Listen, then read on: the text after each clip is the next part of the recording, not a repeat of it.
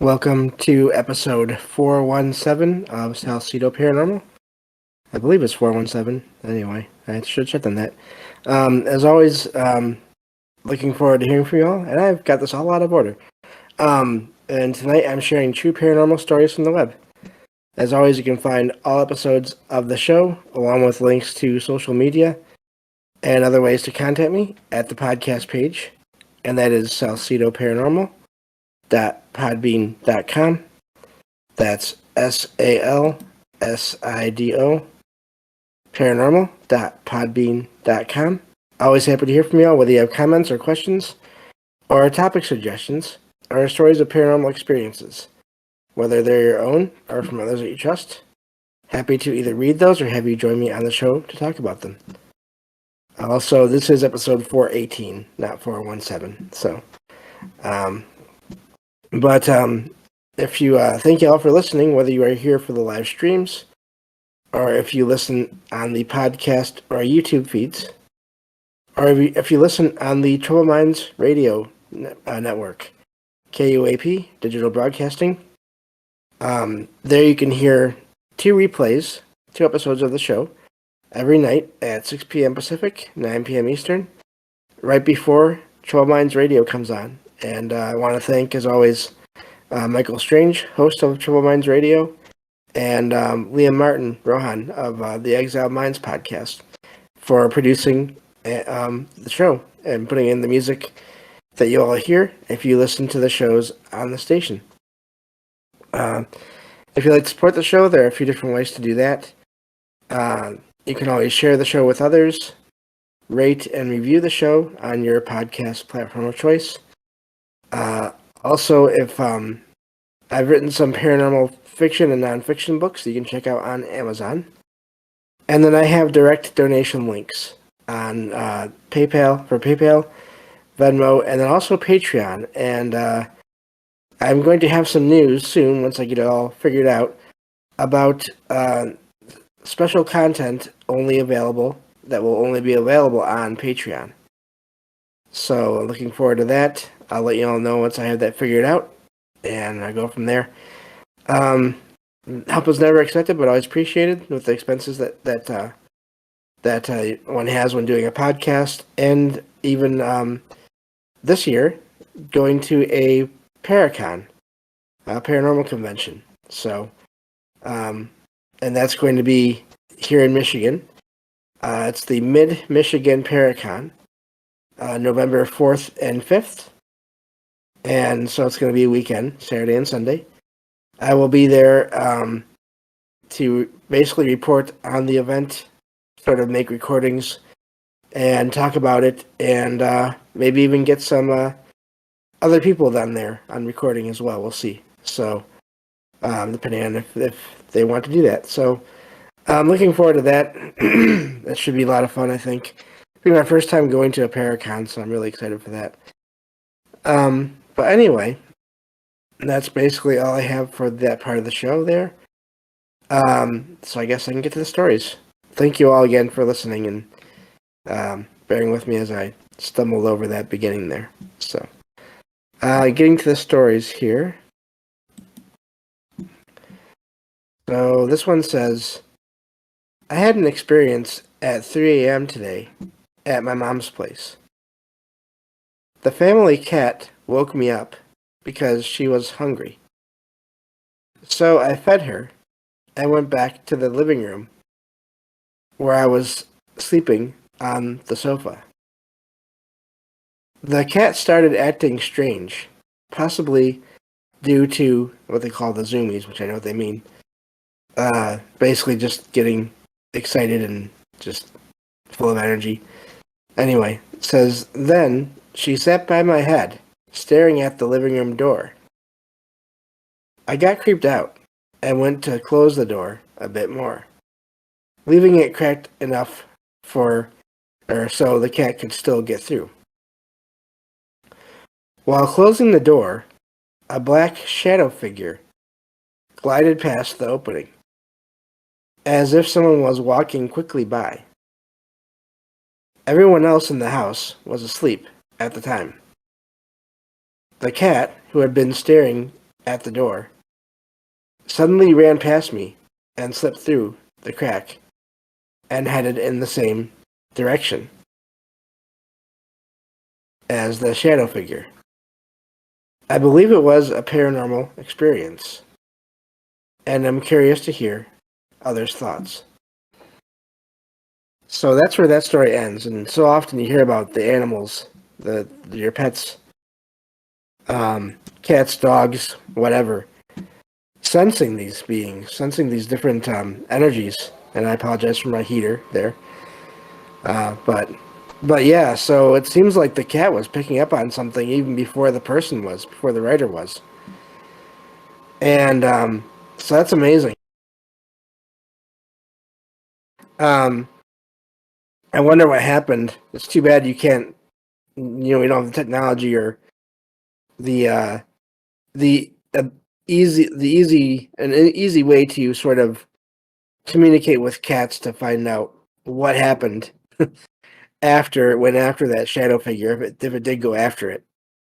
Um, so really amazing story there, and I don't doubt that animals can sense things. You hear about that where people start to think, oh, this thing that I just saw or just heard, it could be my imagination.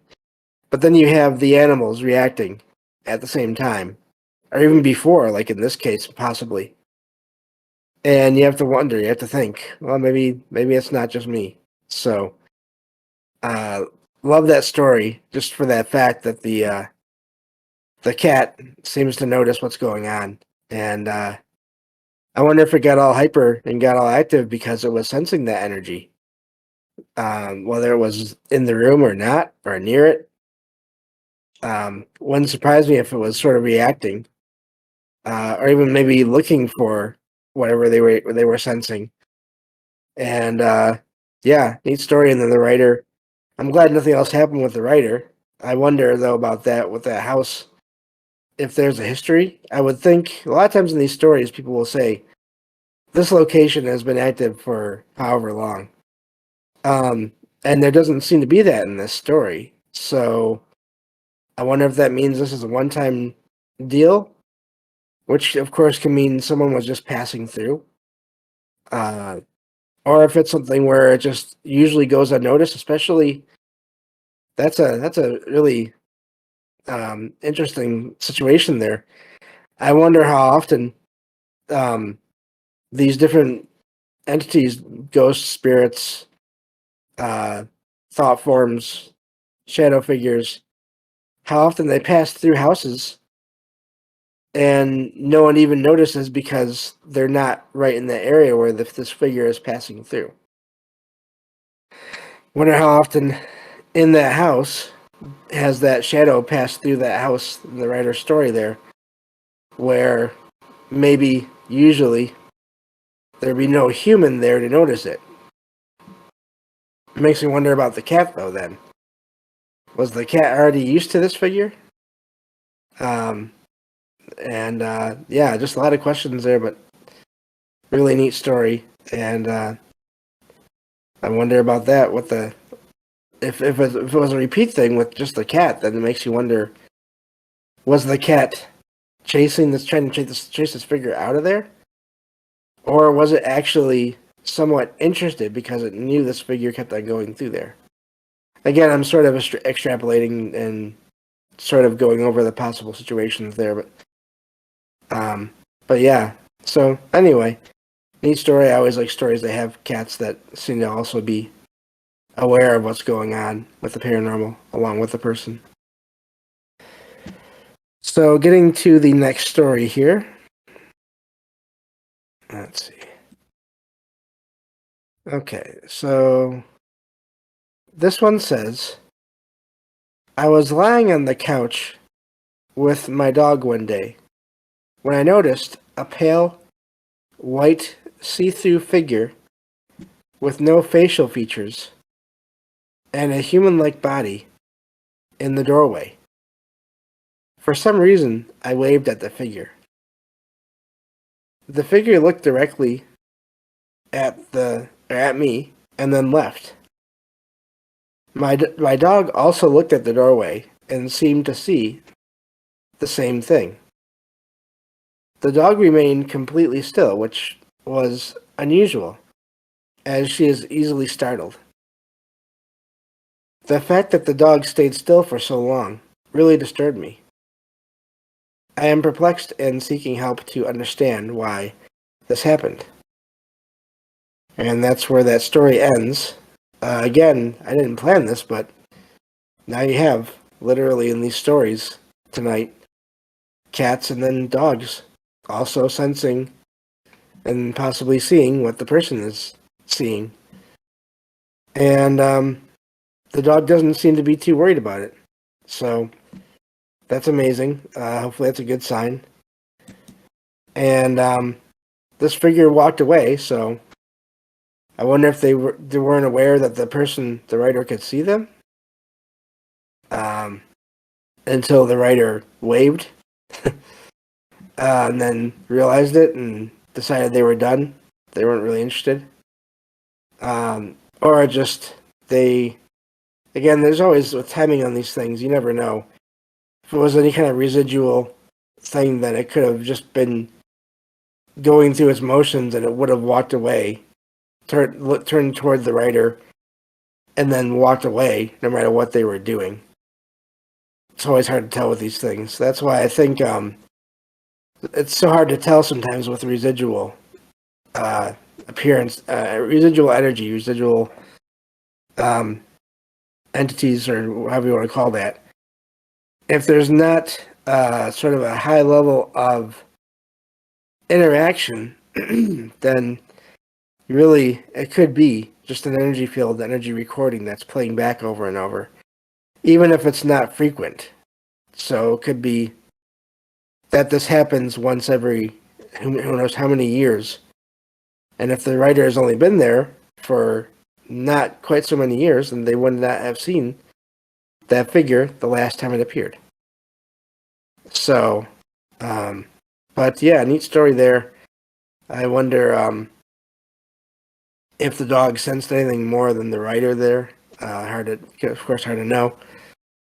And then, of course, there doesn't seem to be any other activity going on there. So, I always wonder about that. Does that mean that there's no other activity going on there in the place? Or does it just mean that the people there just don't notice it? Due to timing, due to activity, whatever they're doing while they're there, if they're busy or not busy. So I think it's always hard to tell with that. And so yeah, I think it's neat that I had a couple of stories I just found today with involving pets and animals and their sensitivities to these things. I know that I've had Logan, there have been different times Logan, my cat, would sit and stare into the kitchen toward the refrigerator area. And it wouldn't be making any noise, but she'd just be staring at it. And it'd be in the middle of the day. And then she'd do that for a while, and then she'd just turn and walk away. Other times I've had situations where I sensed some kind of energy or presence around me, and most of those times when I've had that happen, I've looked down and I've seen Logan sitting right next to me. Sort of, I don't know if it's that she's keeping, sort of protecting me, or if it's just she doesn't want to be too close to any of the energy, or doesn't want to be far away from me when I see her. The one time I had that wasn't bad. Most of these experiences are not bad, but I had this feeling of really multiple presences around in the area. And it was at night, and I started feeling these presences sort of just appearing. And then I noticed when I happened to get up, because I saw light from outside coming into the apartment, and it was emergency vehicles of some kind. So what I wonder still about that to this day is, was that loved ones, the spirits of loved ones that were coming to sort of check in on this person, whether they, whatever their state was, I don't know. It wasn't someone I knew. And it was night, so I wasn't out there when anything happened.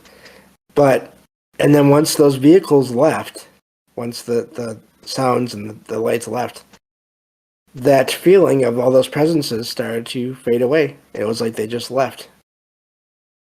It's like they were there for that event, and once it was over, whatever happened, I don't know. They didn't need to be there anymore. So anyway, just a little connection there, possibly, with the stories there. So moving on to the next story. I think this one is a little bit longer. Oh, no, it's one of the short ones again. Okay. This one says, I spent a lot of time at my best friend's house, which is near Toronto. My best friend, myself, and a few other friends got into one of our cars to go to the bar one night. Looking at the house, I saw a dark, featureless man wearing what appeared to be a cowboy hat, walking from the basement stairs to the front door. He appeared to be a shadow. The man disappeared before the windows to the den, leaving me stunned. One of my friends in the back seat confirmed seeing this man in this cowboy hat. But my best friend seemed less surprised, as it was a family house over 300 years old with a chandelier dating back to around that time as well. The area where the man came from had stairs, but his height never changed. We all went back into the house and searched thoroughly, but didn't find anyone. I am convinced it was a paranormal entity.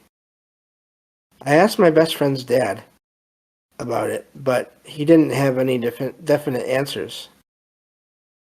The shared experience between the five of us made us feel less crazy.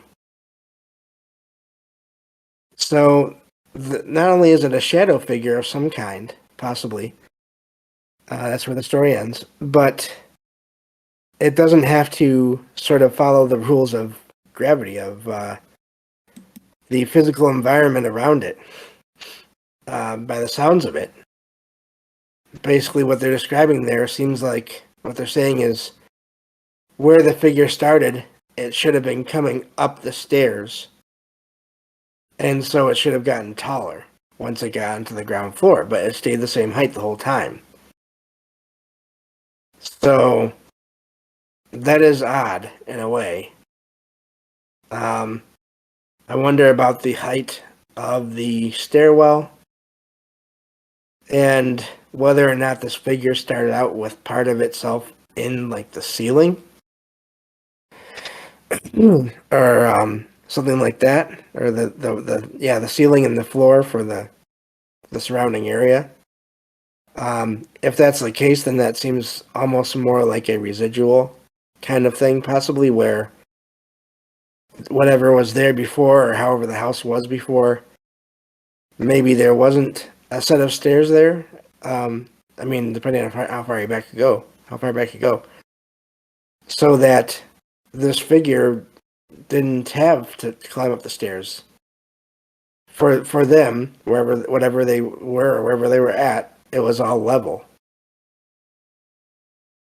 And so that's why it didn't appear to change height to get taller, or to come up the stairs. So, neat story there. I'm glad that the writer had confirmation from someone else, and that the others that they were with believed them and weren't didn't put them down at all over what the two saw there. That's always nice when you have friends like that. That's good.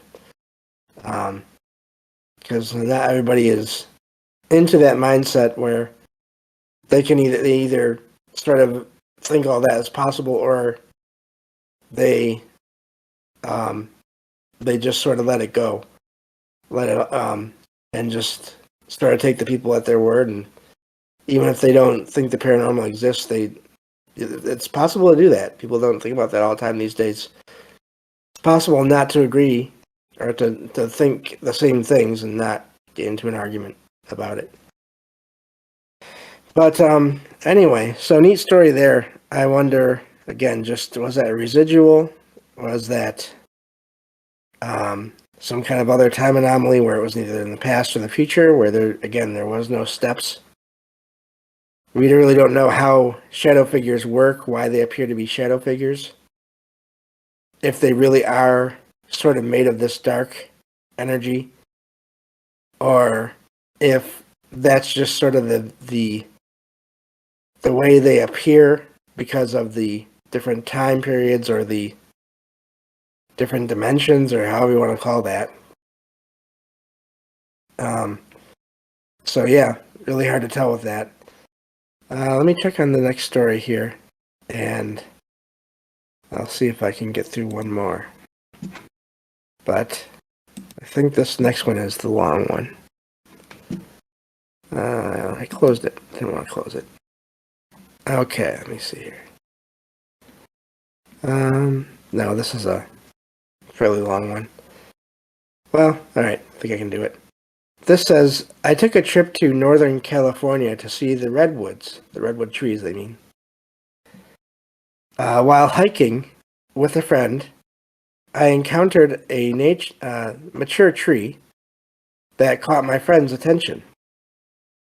My friend, who was interested in spirituality and the supernatural, touched the tree's trunk and claimed to sense its energy. As I observed the tree, I noticed it appeared to distort and undulate, similar to a hallucinogenic experience. It was as if the bark of the tree was moving, but there were not any strange colors. I mentioned this experience to my friend, who explained that I was seeing the tree's energy. My friend tested this phenomenon on other trees and observed similar moments, including the bark moving upwards. My friend mentioned envisioning the energy flowing from the roots of the roots of the tree through her hands and up and into the sky.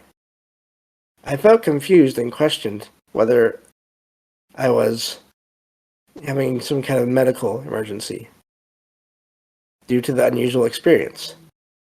I want to clarify that I was not under the influence of drugs, and I had eaten, and I did not exhibit other symptoms like headaches or dehydration. I am looking for insight into this experience, and I'm uncertain about its meaning. So that's where the story ends. Excuse me. And that's an amazing one, because that makes me think, the first thing it makes me think of is people who see orbs or lights that seem to be surrounding trees and moving around them, moving through all the branches and the leaves. So I wonder, it does seem like maybe the writer's friend was able to sort of act as a conduit for that kind of experience of seeing maybe that energy of those trees moving up the trees and maybe into the sky. Really amazing story there. So that's all I have for today. Thank you all for listening, and I'll talk to you all in the next episode of Salcedo Paranormal. Take care.